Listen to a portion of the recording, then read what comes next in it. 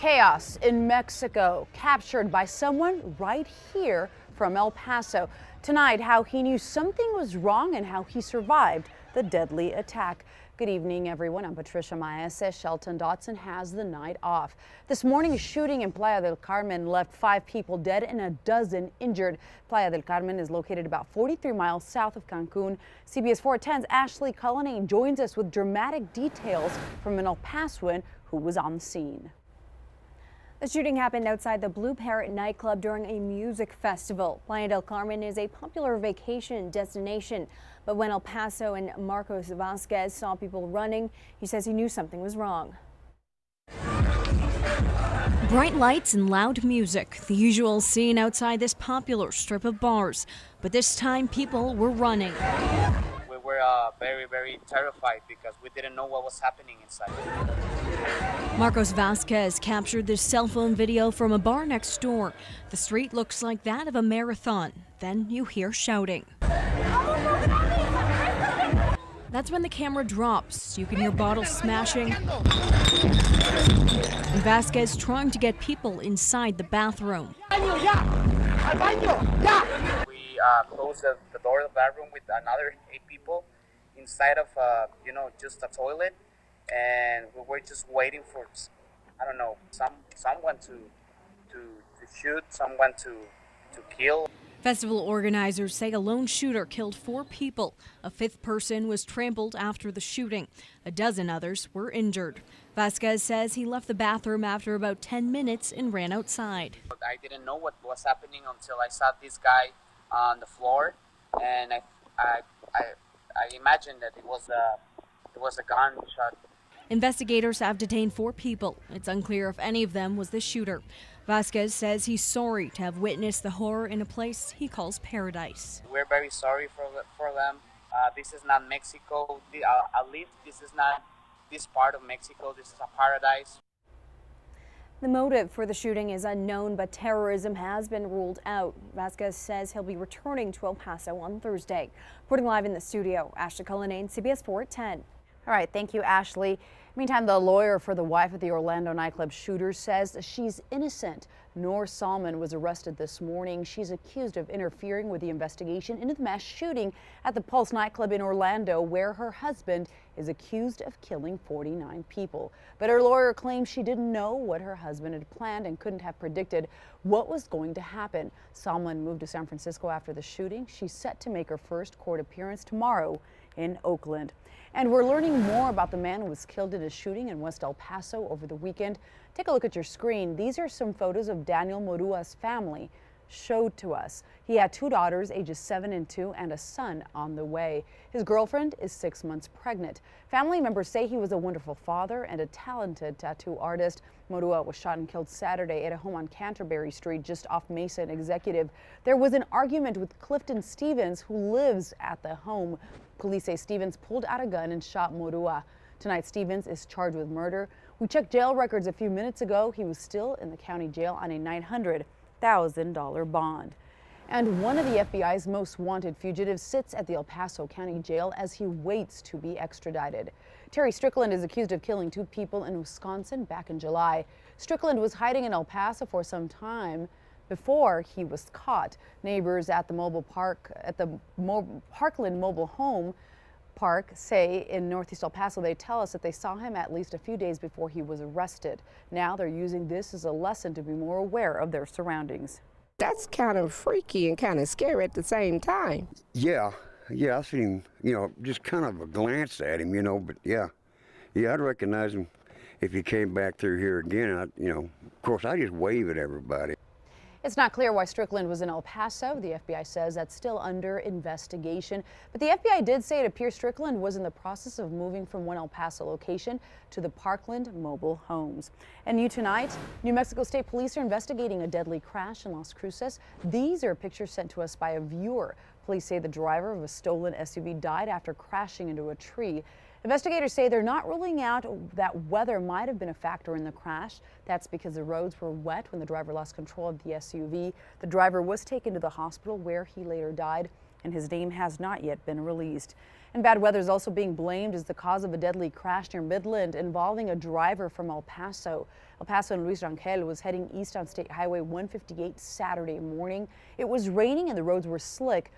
Troopers say Rangel veered into the westbound lanes and slammed into a car driven by Contrell Hires. Hires was killed at the scene. He was from Portland, Texas. He had 3 passengers in the car with him, a 17, 14, and 12-year-old. They were also killed in the crash. And an El Paso woman's arrested for driving drunk the wrong way on Loop 375 over the weekend. State Trooper say Alejandra Meraz was driving her Toyota northbound on the southbound lanes of Loop 375. They say she missed hitting one car on the road, but then moments later crashed into a stalled vehicle on the side of the road. Troopers say Meraz was drunk. She had also had a 15-year-old in the car with her. That teen was not hurt. And in an effort to trim the fat, New Mexico State University has eliminated 727 positions over the last 6 years. The cuts include both faculty and staff positions. NMSU began making the cuts in 2011.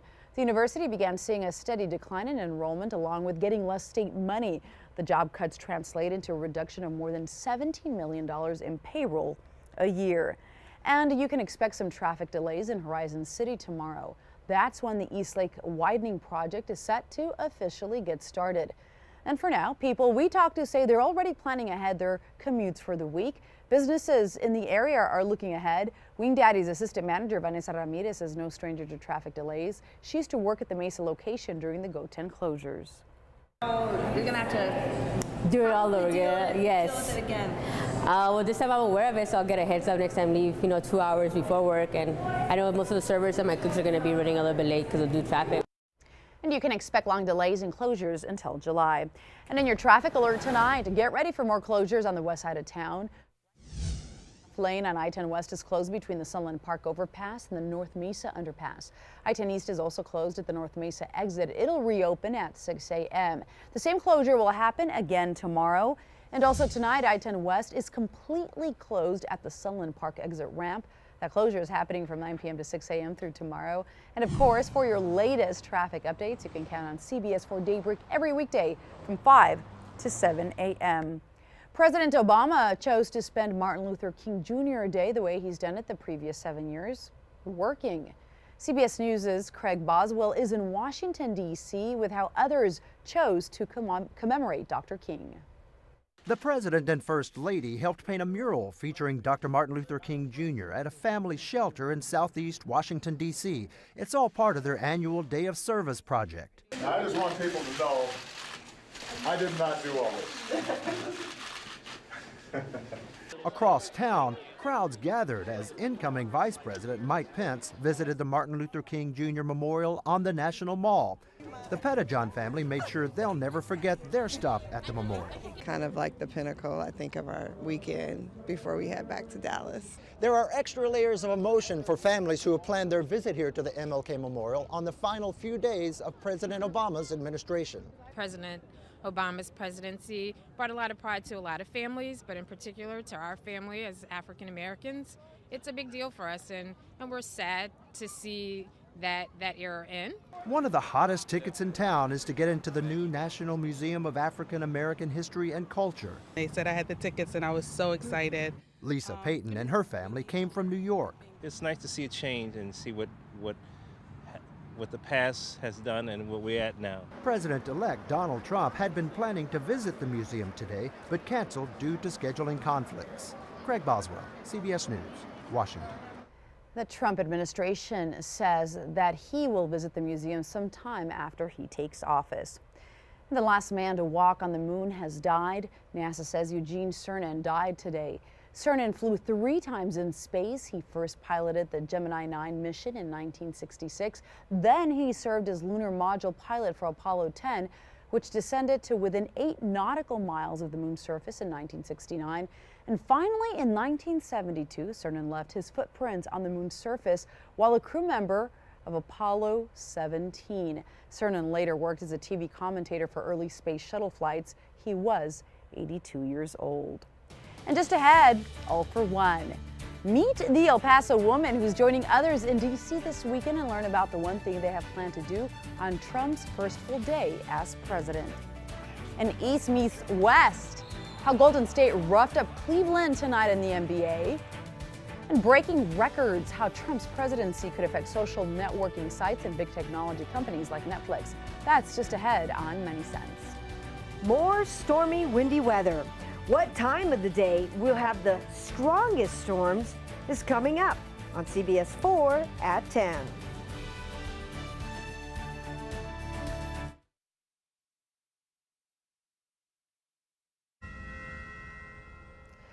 Investors are still unsure what a Donald Trump presidency will do for the market, but not apparently when it comes to tech stocks. The tech-heavy NASDAQ continues to hit new record highs. Its rally is being led by four major tech companies collectively known as FANG. That's Facebook, Amazon, Netflix, and Google. Shares of the social network Facebook are already up nearly 12% in just the first 2 weeks of the year. Amazon and Netflix are each up more than 8%, and Google's shares have gained 5%. Analysts say tech investors are starting to focus on potential positives in a Trump administration. And out of the big story, President-elect Donald Trump observes Dr. Martin Luther King Jr.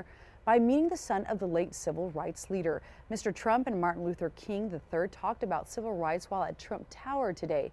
King downplayed a feud between Mr. Trump and another civil rights leader, Georgia Congressman John Lewis. The feud erupted Friday when Lewis said the Trump presidency was not legitimate because Russia influenced the election. In Trump style, the president-elect sent out tweets defending himself. The president-elect has a right, as he's done over and over again, of fighting back and making sure that he shows that he's not going to sit back and just take attacks without responding. At least 30 Democrats say they will join Lewis and boycott Mr. Trump's inauguration on Friday. El Paso Congressman Beto O'Rourke is not one of them.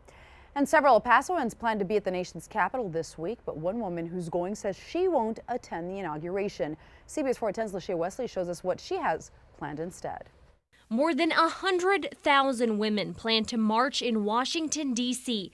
on Donald Trump's first full day as president. Annalisa Cordova Silverstein will be one of them. It's going to be a historic day, and I think it's important that Latinas and people of color are being represented because it's such an important time in history right now. Annalisa was already planning to be in D.C. for the inauguration. She purchased her plane ticket before the election. I was hoping that we were going to elect our first female president. She says election night didn't end the way she expected, but she decided to go to Washington, D.C. anyway and join other women who plan to march through Washington on behalf of women's rights. I really think it's a celebration of where we've come so far as a country, and it's a celebration of what makes our country unique.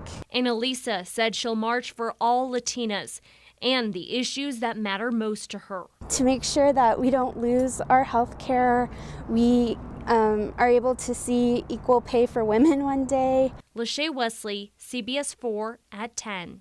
Similar marches are planned in major cities throughout the country, including right here in El Paso. In the meantime, there's no question this election cycle was an unprecedented one for most Americans, including for high school students right here in the borderland. Many were paying attention to the campaigns for the first time ever. And for one local high school student, it's now become more than a lesson in civics and government. As part of the Envision Leadership Summit, Loretto Academy student Jamie Bowling will be heading to the inauguration this week. She says she was able to understand how important voting really is. I think that if more young people voted, they could swing an election. I don't think young people realize how much of a voice they have in the country and how much of a say they have on what goes on in our country. The school trip was planned months ago before the president was selected. Jamie says regardless of who won, it's history and an exciting event to attend. Up next, turning tables. They tried to talk me out of it, tell me that, this isn't a good thing. What inspired this former hunter to go from eating to feeding deer? The increase before the decrease in our temperatures. The other two weather elements on the increase this week is next on CBS 4 at 10.